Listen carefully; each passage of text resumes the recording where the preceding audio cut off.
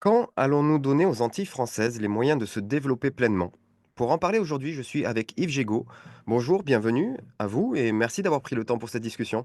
Bonjour, merci de cette invitation. Alors, vous étiez secrétaire d'État chargé de l'outre-mer en 2009, quand une crise grave, une crise sociale, est survenue aux Antilles, et plus particulièrement en Guadeloupe. J'imagine que l'on ne sort pas d'une telle crise comme on y est entré. Oui, c'est toujours très complexe quand on est aux affaires, quand on est au pouvoir, d'être confronté à une crise qui était violente, hein, puisque je rappelle qu'il y a eu un mort, que la Guadeloupe à l'époque a été bloquée, que ça s'est étendu aux autres territoires des Antilles et que ça a failli d'ailleurs s'étendre plus largement. C'est toujours un moment de responsabilité. On est face à soi-même.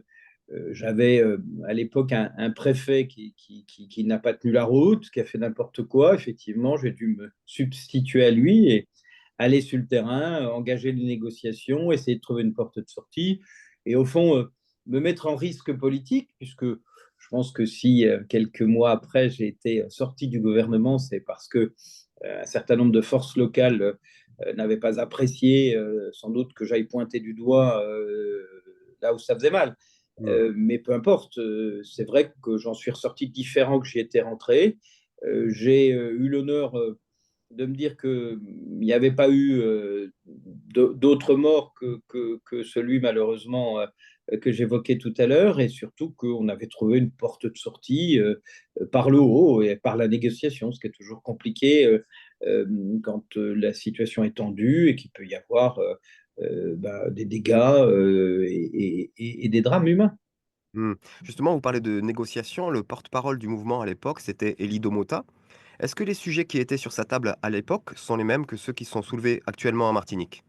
Alors, il y a toujours une liste très longue de revendications, mais effectivement, le sujet principal, c'est ce qu'on appelle la vie chère, c'est-à-dire c'est cette idée que dans la grande distribution, dans ces parties de la France, les prix sont 38, 40, 45% plus chers qu'en métropole pour les mêmes produits. Et Hmm. c'est évidemment le cœur du débat, des conflits. Et c'est là où il faut œuvrer pour trouver des solutions structurelles, pas seulement des solutions de conjoncture, mais aussi des solutions structurelles. Je constate une chose, c'est que 15 ans après, hein, moi, j'ai été viré du gouvernement par Nicolas Sarkozy il y a 15 ans, les choses n'ont pas changé structurellement et que les mêmes causes produisent malheureusement les mêmes effets. Hmm. Justement, vous parlez de votre éviction du gouvernement. Certains ont pu dire que si vous avez été écarté de ce poste, c'est parce que vous aviez trop bien compris la situation sur place et que vous étiez partant pour prendre des décisions qui n'auraient pas fait les affaires de certains grands patrons antillais. Alors, je ne sais pas, moi, je n'ai pas l'analyse. D'autres ont dit, en l'occurrence le président Sarkozy, que j'étais atteint du syndrome de Stockholm, que j'étais tombé amoureux de ceux qui m'avaient pris en quelque part en otage politique. Moi, je crois que effectivement, je suis rentré dans ce conflit d'abord avec une volonté de trouver une solution, ce qui a été fait, et ensuite avec la ferme intention d'essayer de changer la donne pour que ça ne se reproduise pas. Alors, forcément, il y a des intérêts qui sont mis en cause. Moi, je n'accuse personne. Vous savez, dans le gouvernement, on n'est pas propriétaire de son poste. Et en moyenne, d'ailleurs, quand je vois depuis 20 ou 30 ans, je dois être pile poil dans la moyenne de durée de vie des ministres des Outre-mer. Donc, il n'y a pas d'anormalité à cela. Il y a simplement une question de fond qui n'a pas été posée sur la structure de l'économie de ces territoires et sur effectivement les conséquences sur les prix qui sont à la fois absurdes et insupportables. Oui. Justement, par rapport à l'économie, on entend régulièrement parler de l'octroi de mer. J'ai regardé un petit peu et je me suis posé la question suivante. Est-ce que cet octroi de mer, n'irait pas en contradiction avec le principe de péréquation qui est censé être la norme en France? Et est-ce que vous pourriez, avoir la gentillesse de commencer par expliquer ces 2 termes barbares qui, pour certains de nos auditeurs, sont inconnus?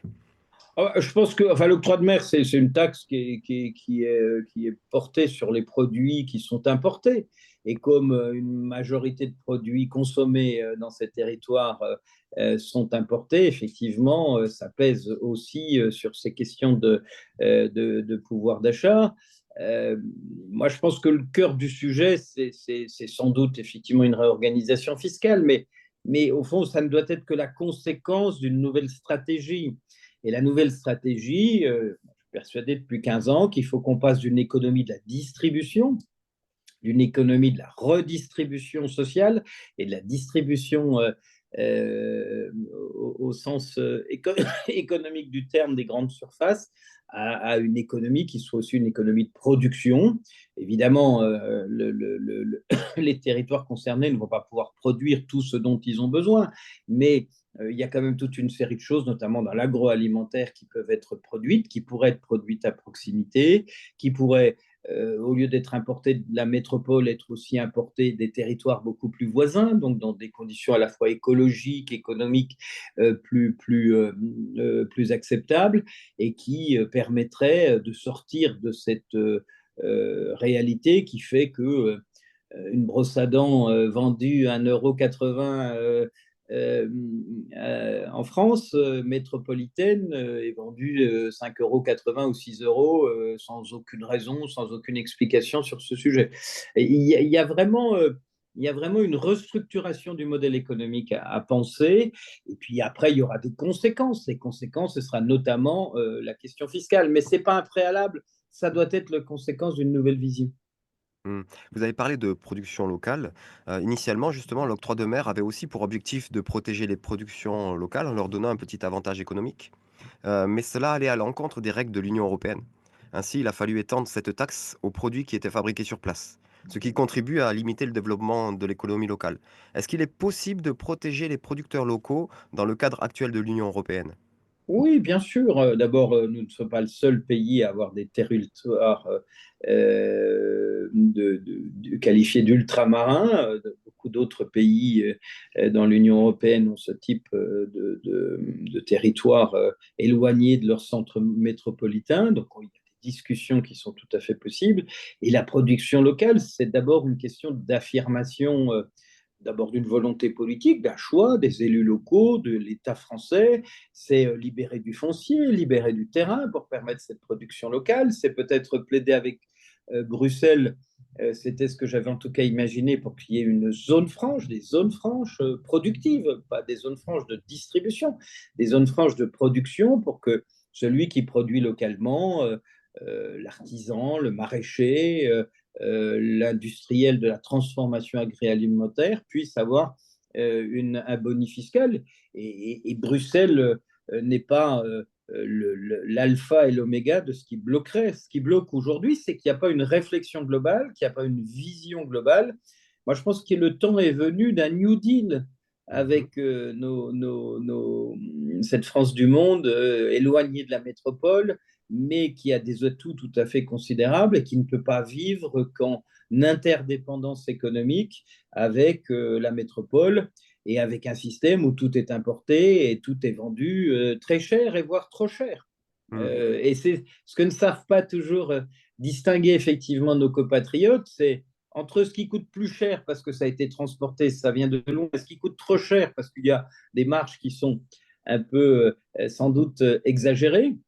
On ne peut pas distinguer les choses. Donc je pense qu'il faut commencer cette nouvelle stratégie, cette nouvelle DOM par un État qui vienne dire des choses assez claires, notamment moi je suis favorable à une administration des prix beaucoup plus étatisée dans un premier temps, pas de façon durable, mais dans un premier temps. Et puis je suis favorable à une mesure qui s'est appliquée en France dans les années Giscard dans les années 75-76, qui était l'affichage sur l'étiquette de la marge du commerçant. Ça s'est pratiqué en France. Moi, ma maman était commerçante, elle marquait sur ses étiquettes son prix d'achat et son prix de vente, et le client, il connaissait sa marge. Ça faisait partie de dispositifs qui a été mis en place à l'époque par Valéry Giscard d'Estaing, dispositif qui existe d'ailleurs dans d'autres pays. Je pense que ça pourrait être aussi une formule temporaire pour donner de la transparence aux consommateurs. Mm. Et pour que le consommateur, quand il achète la fameuse brosse à dents que j'évoquais tout à l'heure, il sache à quel prix elle est sortie de son usine en France ou dans un autre pays du monde. Mm. Justement, vous êtes connu pour votre travail de la défense du Made in France, mais également pour être un partisan de la taxe au kilomètre pour rééquilibrer un peu les échanges internationaux. Est-ce que vous pourriez nous expliquer le principe de cette taxe et l'impact que ça pourrait avoir, par exemple, aux Antilles? Alors, moi, l'idée, c'est une TVA kilométrique, c'est-à-dire, c'est de dire que sur un produit, vous payez une TVA, il peut avoir une partie de cette TVA qui soit un socle fixe. Si on raisonne sur une TVA à 20%, on pourrait imaginer que le socle soit de 10 ou de 12% pour tous les produits, et ensuite que l'autre partie de la TVA soit en fonction du nombre de kilomètres que le produit a fait entre l'endroit où il est produit, l'usine ou la ferme ou l'atelier où il est produit, et l'endroit où il est consommé. Ça pourrait permettre d'abord de mieux lutter contre cette folie de produits qui font des milliers de kilomètres alors qu'ils pourraient être produits à proximité des lieux de consommation, et puis aussi rééquilibrer un peu les marchés. Ce serait bon pour la planète, et je pense que ce serait assez sain à mettre en œuvre. Il y a beaucoup d'idées d'ailleurs qui tournent autour de cette idée. Alors, on a dit taxe carbone aux frontières, on a dit, voilà. Je trouve que la TVA, c'est un produit simple, c'est un produit que tout le monde connaît. Et si vous dites, ben voilà, mon produit, il est venu de Chine, il a une TVA à 25 points s'il avait été fabriqué en Europe ou en France, si on consomme en métropole, eh bien, il a une TVA à 12 ou 15 points. Je pense qu'il y a là quelque chose à réfléchir, en tout cas, pour mettre un peu de justice. Et la TVA est un impôt d'ailleurs inventé par un Français, mais qui est un impôt assez acceptable et accepté parce que assez général et qui pourrait être l'objet de cette idée de TVA kilométrique. Mmh. Vous venez de parler de justice, justement, l'une des choses que l'on entend régulièrement, c'est cette sensation d'une différence de traitement. Par exemple, on a réussi à trouver 1,4 milliard sur une année pour participer à dépolluer la Seine et pendant le même temps, on peine à rassembler, 317 millions d'euros sur 4 ans pour, l'eau non pas baignable mais potable, en Guadeloupe. Comment ne pas donner raison à nos compatriotes des outre-mer qui nous font part de ces constats d'être des citoyens de seconde zone? Oui, enfin, bon, après, il ne faut pas non plus tomber. La région Île-de-France, c'est 12 millions d'habitants, qui payent d'ailleurs le consommateur d'eau paye des taxes très élevées pour permettre d'avoir une eau de qualité et pour nettoyer les eaux. C'est vrai qu'il y a une vraie problématique en Guadeloupe, mais pas seulement. C'est le cas à Mayotte ou ailleurs de qualité de l'eau. Je pense qu'il faut qu'on mette à plat ces dispositifs, que pendant un temps, l'État reprenne la main sur la gestion des réseaux d'eau et d'assainissement pour remettre à niveau ces réseaux en mettant les moyens voulus pour remettre ces réseaux à niveau, et puis qu'ensuite les élus puissent à nouveau gérer les choses comme c'est normal dans la République française, mais après une remise à niveau, parce qu'on voit bien que si on laisse les élus tout seuls face au problème, avec des moyens qui sont effectivement relativement faibles, eh bien, ils n'y arrivent pas. Et ça crée des situations qui sont épouvantables. D'abord parce que il n'y a pas assez d'eau, ensuite elle n'est pas forcément de la qualité voulue, voire même comme à Mayotte, il peut y avoir des ruptures d'approvisionnement complètes. Donc moi je pense que c'est vraiment l'État qui doit, quand il y a une telle défaillance, reprendre la main pendant 4 ans, pendant 5 ans, pendant 7 ans, pendant le temps où les travaux peuvent se faire, qui doit investir, et on a les moyens d'investir et de trouver ne serait-ce que des prêts aidés de la Caisse des dépôts ou d'autres pour investir sur les réseaux, pour les moderniser, et puis ensuite redonner aux élus la main quand il s'agit de gérer évidemment le quotidien. Il ne s'agit pas d'enlever aux élus leurs compétences, mais il s'agit de remettre à niveau. Et nos compatriotes de Guadeloupe, de Mayotte ou d'ailleurs ont raison de dire qu'ils sont maltraités de ce point de vue-là et qu'on laisse leurs élus locaux avec une montagne qu'ils n'arrivent pas à franchir. Mmh. Pour terminer, vous avez commencé par, décrire la situation que vous avez vécue avec un préfet qui était en difficulté, qui n'avait pas été à même de gérer la situation. Est-ce que vous auriez un conseil pour le préfet actuel qui doit gérer la situation?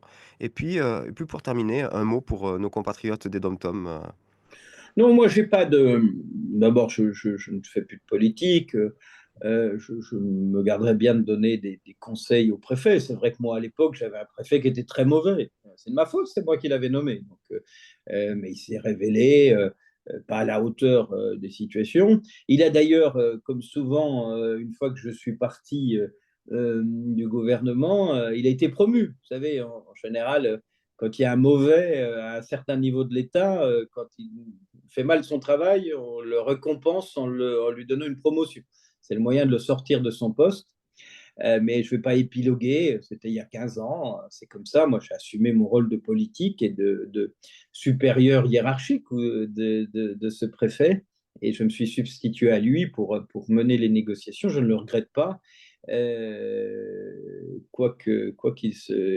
quelles qu'en aient été les conséquences pour ma vie politique après.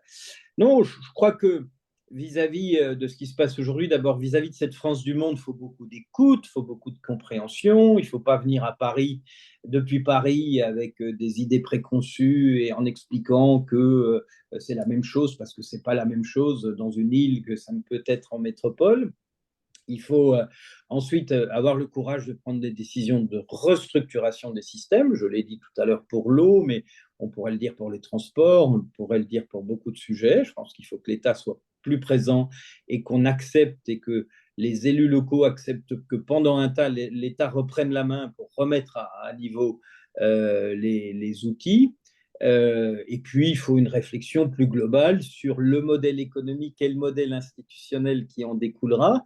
Parce que, si vous voulez, je crois que quand on est un morceau de France qui est situé à 7 ou 8 heures d'avion de la métropole, eh bien, il faut une gestion des affaires institutionnelles un peu différente que quand on est une ville située à 2 heures de Paris. Mmh. Donc, il faut mener cette réflexion, mais pas comme un préalable, mais comme une conséquence d'un nouveau modèle, un nouveau modèle qui, pour moi, est fondé à la fois sur la production locale. Il faut qu'il y ait de la production dans ces territoires, un nouveau modèle qui soit fondé sur, comment dire, la réalité géographique ou géopolitique ou géostratégique de ces territoires. Quand on est aux Antilles, on est à 3 heures d'avion de New York. Donc, où on est à 2 heures d'avion de Miami, où on est à côté des grands marchés d'Amérique du Sud.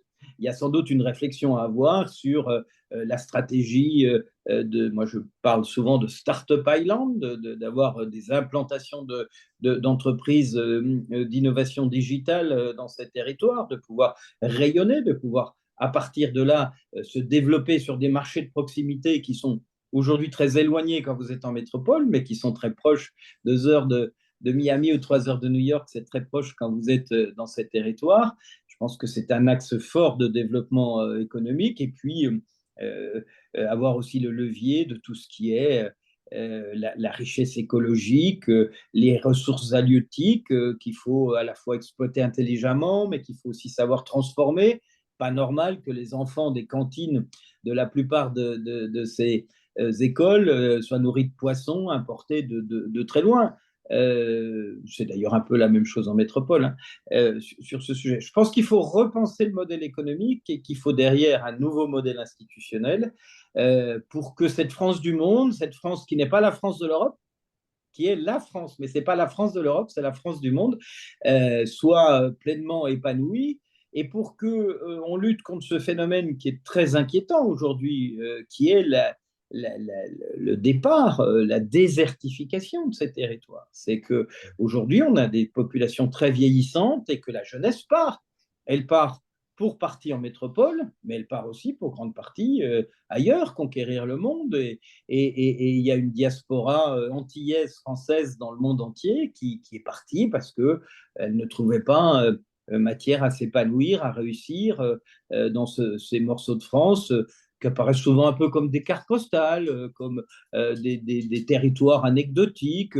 D'ailleurs, qui sait, est-ce que vous savez, si je vous, David, si je vous posais la question, est-ce que vous savez me citer là nos 12 territoires ou entités ultramarines françaises?